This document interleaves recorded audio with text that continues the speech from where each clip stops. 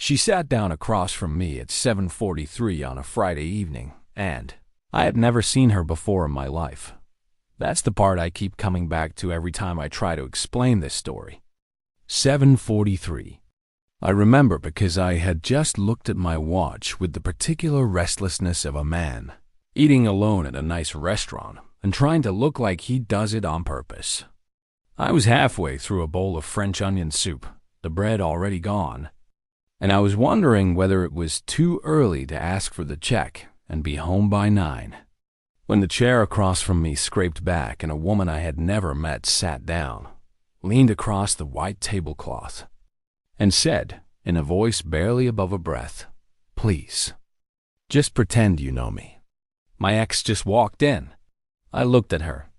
Dark hair loose around her face, cheeks slightly flushed, eyes tracking something over my left shoulder with the focused precision of a person doing very fast math.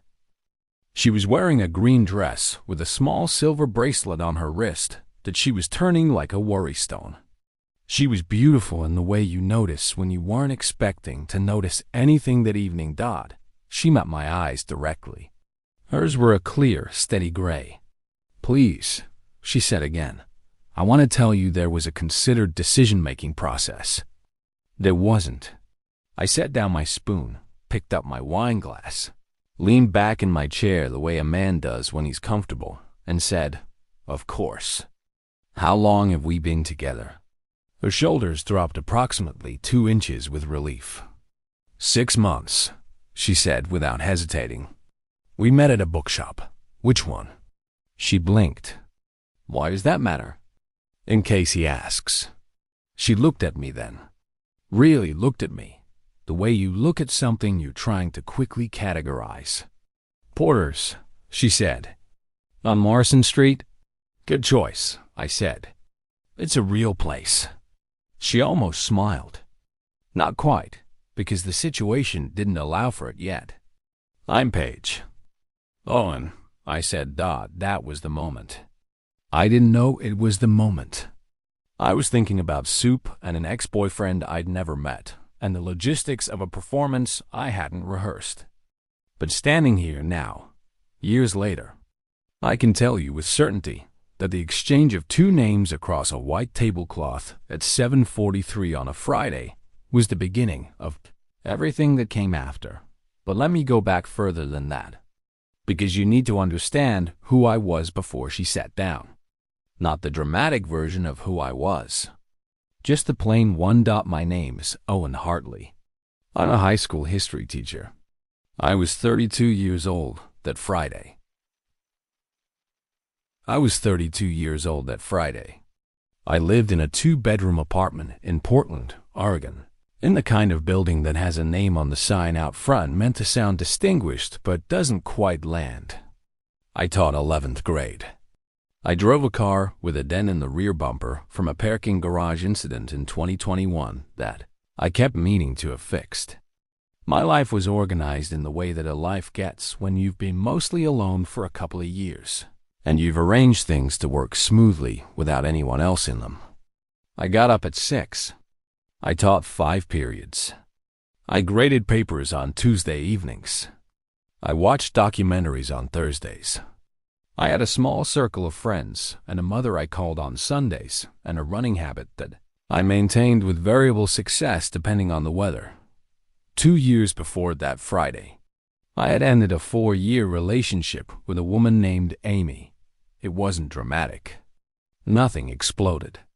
We had just arrived, quietly and mutually, at the understanding that the version of the future we planned together was built on a compatibility that was real but incomplete, and that we were both holding back something essential the other person deserved. We separated like a sentence that ends naturally rather than one that gets cut off. I moved into my own place. I kept the plants. She kept the dog. We were genuinely fine. We even stayed in contact the first year, checking in, making sure the other was all right. Which sounds mature, and probably was, but also meant neither of us ever fully turned and walked away from the door. And that in-between state has its own particular weight that I hadn't fully set down by the time that October Friday arrived. But fine doesn't fill an apartment on a Friday evening. Fine is a word that means okay and nothing more. My colleagues had been doing what colleagues do, suggesting setups and asking leading questions with the particular enthusiasm of people who are happily paired and cannot imagine why anyone would remain otherwise. I had gone on 2 dates in 2 years, both perfectly pleasant. Both conversations I couldn't fully remember by the following morning. I had started to wonder whether I had arranged my life so efficiently around solitude that anything else felt like disruption rather than possibility. That question was still unanswered on the evening I walked into Beaumont's. I had come because I had finished grading a set of essays that had taken me 3 weeks to get through, and I wanted to eat something that hadn't come out of my refrigerator. That was the full extent of the plan. Soup, wine, maybe the lamb if I felt like spending the money. Home by 9, and then she sat down. The man she was avoiding came to the table 4 minutes later. I had just enough time for Paige to lean across and say his name, Victor, and add, in a fast, low voice, that he was charming, that he always came across well, and that if I seemed too normal, he would know something was off. I didn't have time to ask what too normal meant before he was there. Victor was the kind of good-looking that announces itself.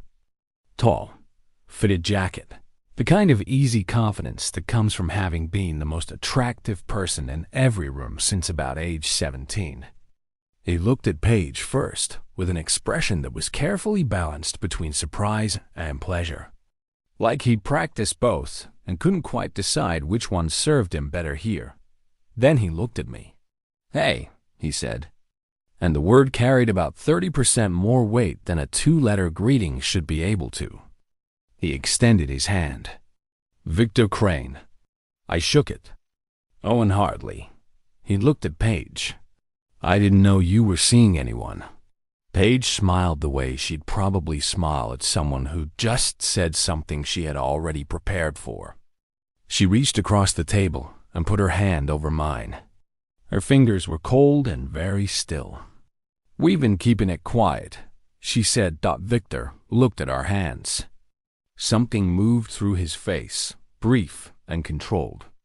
"How long?" 6 months, Paige said. "Easy, practiced, real." "That's a while," Victor said. I said, "It goes fast when you're not watching the calendar." He looked at me again, this time with a slight recalibration, like he'd filed me under easy competition and was now reopening the file. I met his eyes without making anything of it. I had 32-year-old 11th grade teachers in my classroom every day.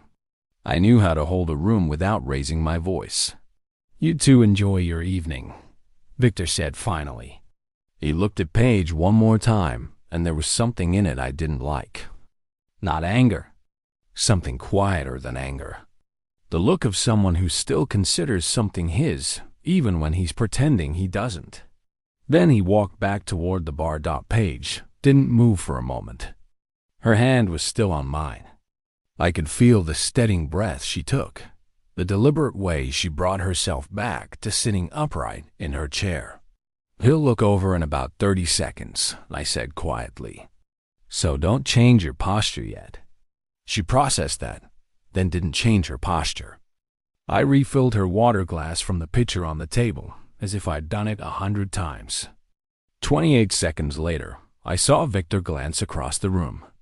Paige was leaning slightly forward, turned toward me, and I was looking at her like she was the most interesting person in the restaurant.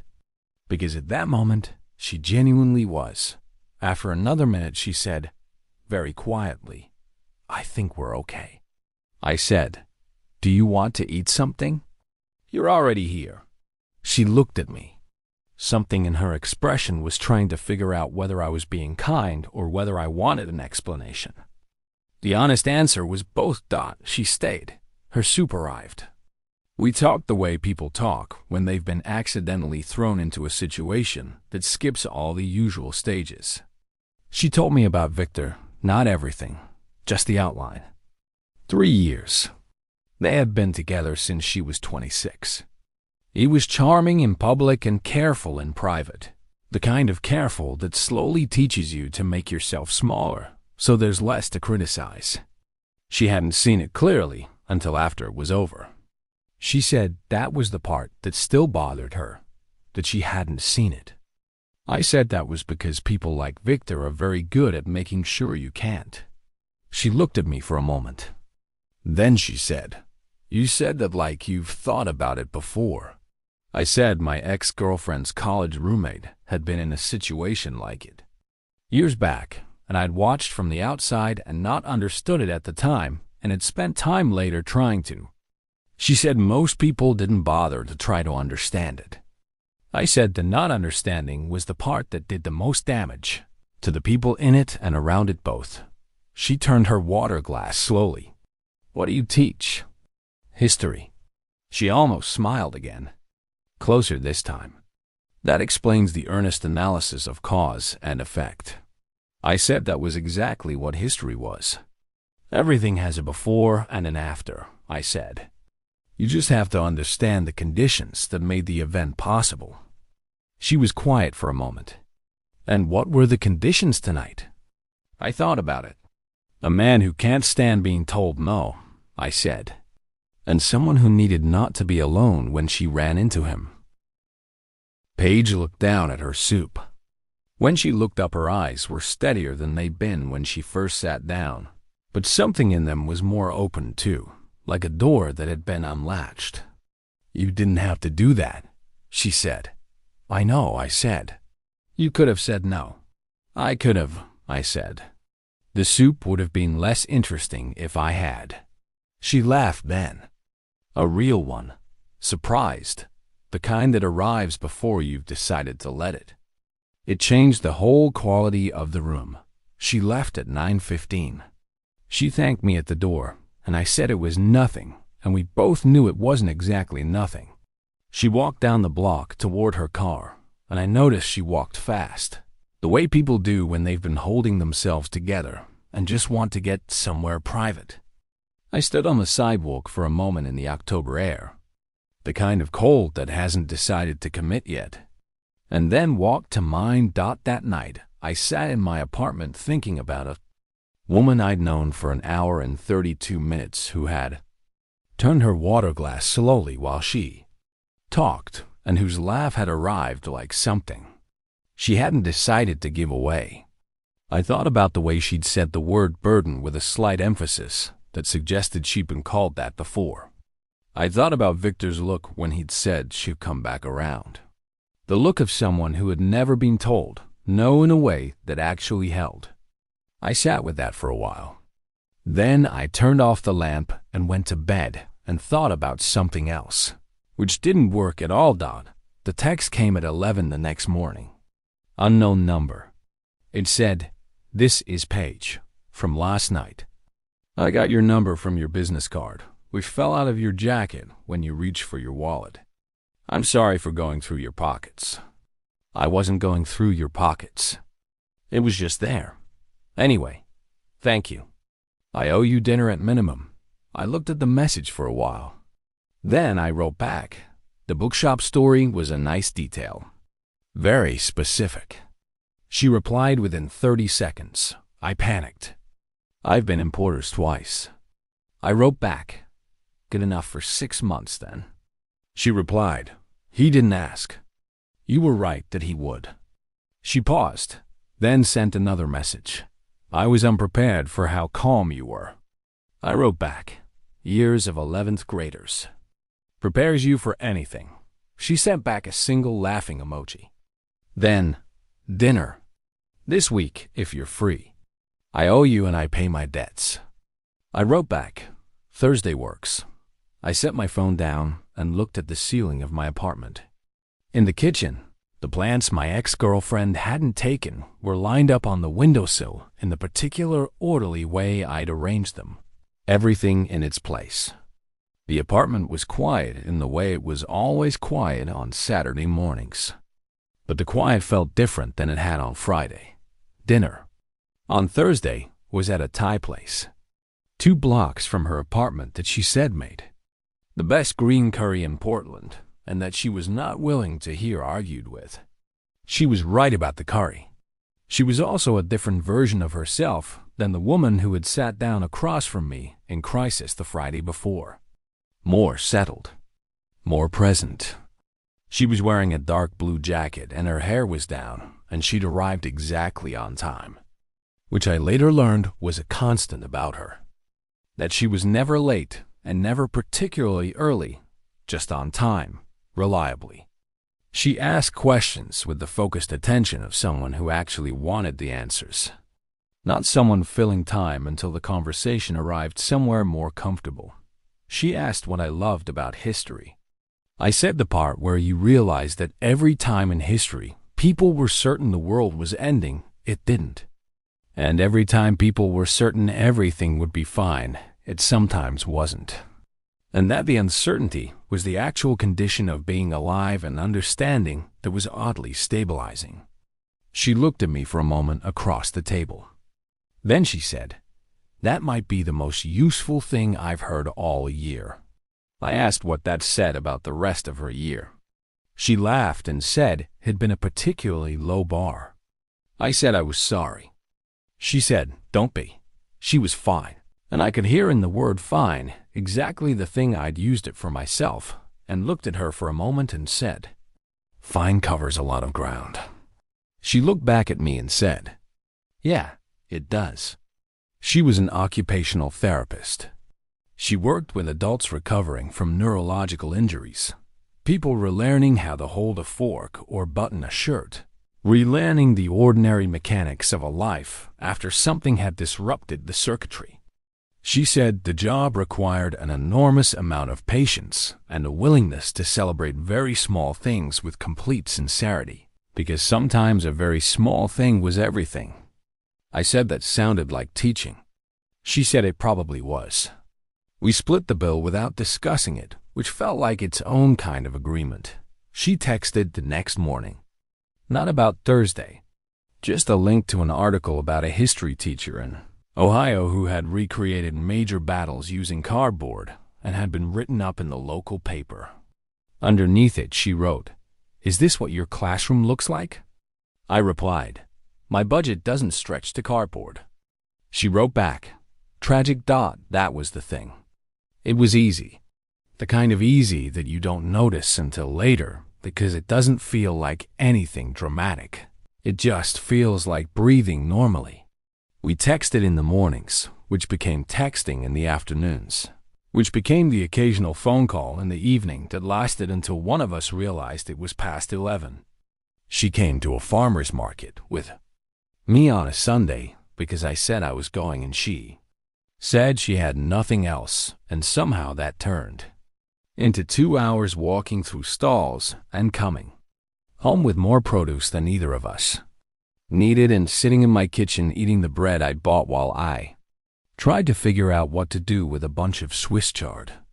She was sitting on my kitchen counter, which I noticed she did naturally, like she'd grown up in kitchens where someone always sat on the counter.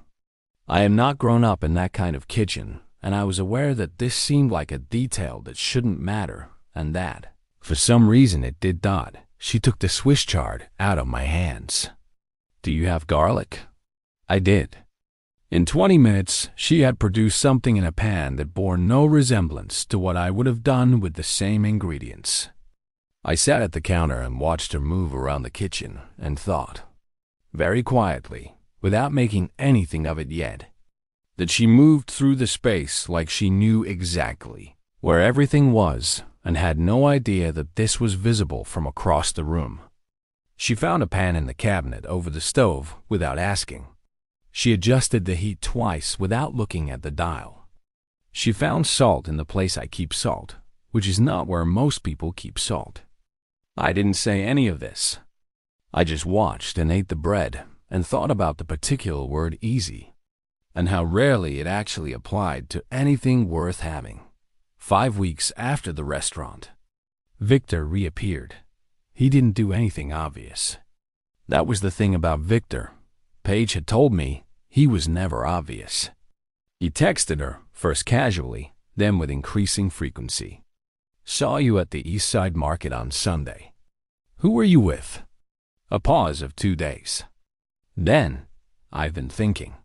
I think I made mistakes I didn't recognize at the time. Then, can we just talk? No pressure. 15 minutes. She told me about it on a Tuesday evening. Sitting in my living room with a cup of tea going cold on the table beside her. And I could see the particular fatigue that comes from being circled by something you thought you'd left behind. I asked if she was going to respond. She said she didn't know. She said part of her brain still understood his logic, still heard his framing as reasonable, and that was what frightened her. Not him exactly. The part of herself that still recognized his voice as authoritative. I said, that's not a flaw. That's what 3 years of someone teaching you to hear them that way sounds like from the inside. She looked at her hands. I don't want to talk to him. Then don't, I said. You're allowed to not respond. She looked up at me. What if he shows up somewhere? I said, then you don't have to handle it alone. She was quiet for a moment. That's a big thing to offer someone you've known 6 weeks. I said, we've had a lot of dinners in 6 weeks. She almost smiled, but something in her eyes was more complicated than the smile would have been. He escalated. Not dangerously, not in any way you could report, but in the quiet, persistent way that Victor operated. He came into the coffee shop near her office at a time he had no reason to know she'd be there. He sent a gift to her apartment, nothing inappropriate. Just a book she'd mentioned once, years ago, wrapped carefully with a note that said, I remembered. She called me afterward, and I could hear in her voice the particular exhaustion of someone who had to continuously translate normal-seeming actions into what they actually meant. The gift wasn't a gift. The coffee shop wasn't a coincidence. Each thing on its own was explainable. Together they were a pattern, and the pattern said, I'm watching and I'm patient, and I know you better than you know yourself. I said as much to Paige. She said, I know. I just spent 3 years second-guessing my own reading of exactly this. And then he came into the restaurant. Not Beaumont's. A smaller place, closer to her apartment, where she and I were having dinner on a Saturday in December, and where he walked in at 8 o'clock wearing a coat that cost more than my monthly rent and stood at the host stand for just long, enough to make sure we'd seen him before requesting a table. He chose one with a clear sight line to ours. The whole thing took 90 seconds and was performed with the precision of someone who had planned exactly this. Paige went still the moment she saw him. I felt it before I saw it, the shift in the atmosphere across the table. The way her posture changed from easy to managed in the time it takes to recognize a face. I said quietly, don't look over again. She said, he planned this. I said, I know. She said, I'm sorry. I said, don't be. Just eat your dinner. I refilled her water glass. I asked her what she'd been reading this week. She looked at me for a second with something in her eyes that was trying to figure out how I was this calm, and I said, Paige, what were you reading? She told me about the book. I listened. We ate. Twice I saw Victor look across at us, and twice I didn't look back, because giving him the reaction was the exact thing he was there to collect on when we left. He was still there.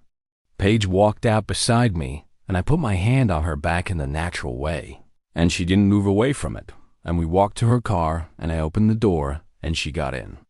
She sat in the driver's seat and didn't start the engine right away.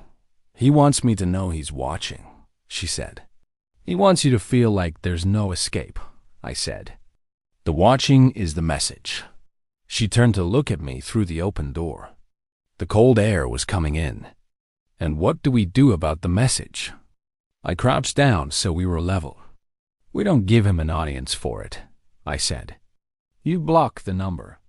If he approaches you, you leave. If he contacts you through anyone else, you document it. You make it boring for him, because people like Victor need the reaction to sustain the behavior.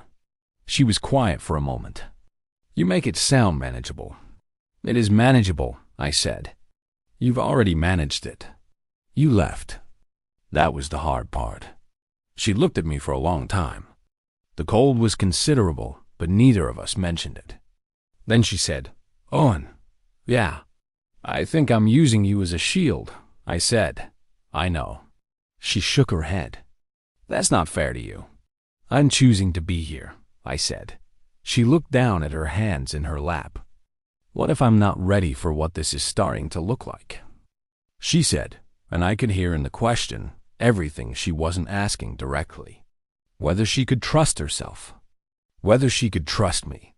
Whether what she felt was real or was just the relief of someone being kind to her after years of someone being carefully unkind.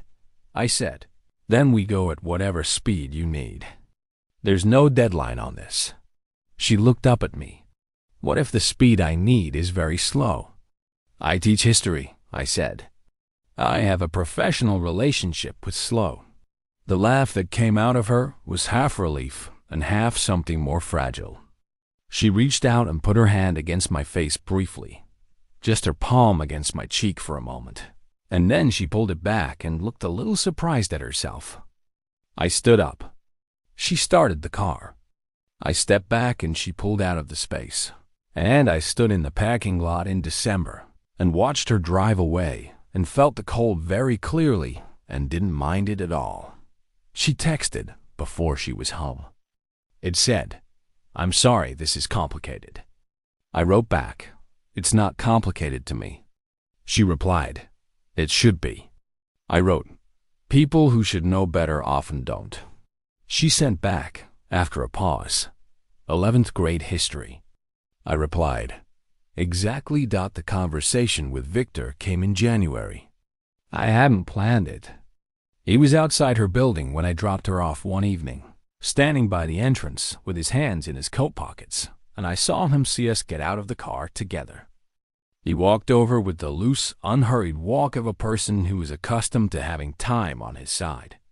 Paige stiffened beside me. I felt it before I saw it. Her arm, which had been loose against mine, went very still. Hey, he said to her, barely acknowledging me. His voice had the calibrated warmth of someone who has rehearsed the first word of a conversation many times. Can we talk? 5 minutes. Paige said, there's nothing to talk about, Victor. Paige. His voice shifted slightly into the practiced version of patient. I know you're upset. I know I didn't handle things the way I should have. But this, he glanced at me, and the glance was designed to make me feel peripheral. This isn't the answer. Paige started to speak, and I could hear her adjusting her tone, bracing herself against the old familiar weight of his register, and I said, very calmly. She said there's nothing to talk about. Victor looked at me fully for the first time. I'm talking to her. I understand, I said. And she answered. Something moved through Victor's face. Not anger. Not anger. Something more calculating than anger. You don't know her, he said. You don't know what we had. She'd come back around. She always does. He said it without hostility, stated it as simple fact. And I understood it was designed to land in both of us simultaneously. To reduce what Paige and I had to something temporary, and him to something permanent. He was very good at this. I could see how 3 years of it had worked. He made the air in a conversation shift by about 10 degrees without raising his voice once. I said, she's standing right here. If she wants to go back around, she will. I looked at Paige. You don't have to explain anything. Paige looked at Victor, and I watched something happen in her face. Not the careful composure of someone managing a situation. Something clearer than that. A person who has finally identified the shape of something and stopped second-guessing the identification. She said, goodbye, Victor. Just that. She went inside. The door closed behind her. Victor stood there for a moment. Then he looked at me, and what I saw in his eyes wasn't rage. It was something more like bewilderment, the genuine confusion of a person who has relied on a pattern for so long that its failure doesn't compute. "She'll be back," he said again, quieter this time, almost like he was saying it to himself. "Maybe," I said, "but that's her decision, not yours." He left. I stood on the sidewalk for a moment in the January cold, then went upstairs. Paige was in the kitchen with the kettle on, her back to the door, and I could see from the set of her shoulders that she was very carefully holding herself together. Said, "Hey." She turned around. Her eyes were bright but dry. "I did that," she said. "Yeah," I said. "I didn't let him talk me into a conversation. No, I've never done that before." She said it with a slight wonder in her voice, like someone reporting on a thing they'd seen themselves do from a distance. Every other time he showed up like that, I've stood there and listened until I didn't know what I thought anymore. I said, "You knew what you thought this time." She looked at me across the kitchen. The kettle was beginning to go. She said, "I think it's because you were there." I said, "You were there too." She shook her head. "That's not what I mean." She crossed the kitchen toward me, and she was very close, looking up at me, and she said, I think I knew what I thought because of you. Because of what this has been. Because you showed me what it feels like when someone is just," she stopped, searching for the word. "Steady," she said. "You've just been steady," I said. "That's a low bar, Paige." She shook her head. "It's not," she said. "It's the whole thing. It's all of it." She reached up and put her hand against my chest. I put my hand over hers. Her eyes were very clear. "I'm not scared anymore," she said. "Not of this," I said. "You don't have to be." She said, "Owen, yeah, I think I've been in love with you for about 2 months, and I didn't say anything, because I was terrified of being wrong about it." I stood there in her kitchen, with my hand over hers and outside. The window of the city kept doing what it always did, and I thought about a Friday evening in October and a woman who had sat down across from me at 7:43 and asked me to pretend to know her. I said, "I know the bookshop story by heart now." She laughed, eyes filling. "That's not an answer." "It's the same feeling," I said. "I've just been waiting for you to be ready to hear it." She stepped the last small distance toward me, and I held on. Victor did not come back. Not because he'd changed, but because there was nothing left for him to come back to. Paige blocked the number. She moved several months later, not because of him, but because her lease was ending, and she had found a better apartment 2 blocks from the river that had morning light the way. She'd always wanted a kitchen to have morning light. I helped her move.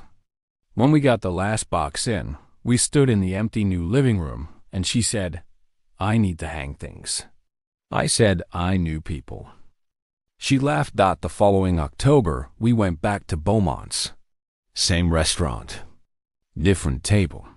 Ours was by the window this time, better positioned, worth requesting. We ordered the French onion soup because it seemed correct to. She sat across from me in a different green dress and looked around the room and said, "Same time of year."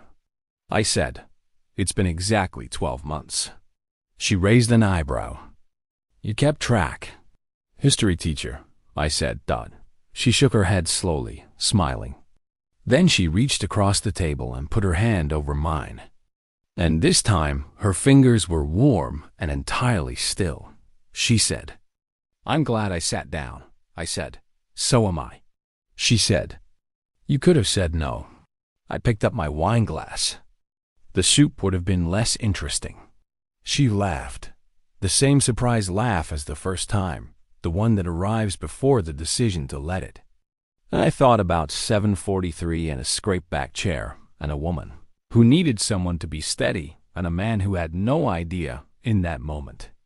That being chosen by a stranger's desperation was about to become the best thing that ever happened to him. There are 100 reasons I could have said no that night. I was tired. I was planning to go home at 9. She was a stranger with a complicated situation and an ex-boyfriend with a particular kind of patience that I could already tell. Even in those first 4 minutes, was going to take more than one evening to fully leave the picture.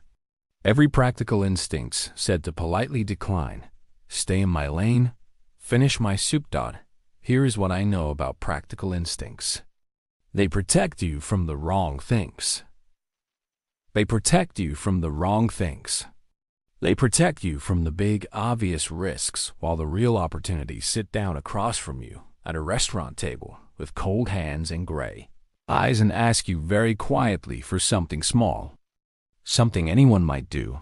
Just pretend. Just for a minute. Just tonight. And if you say yes, if you lean back in your chair and pick up your wine glass and say, of course. How long have we been together?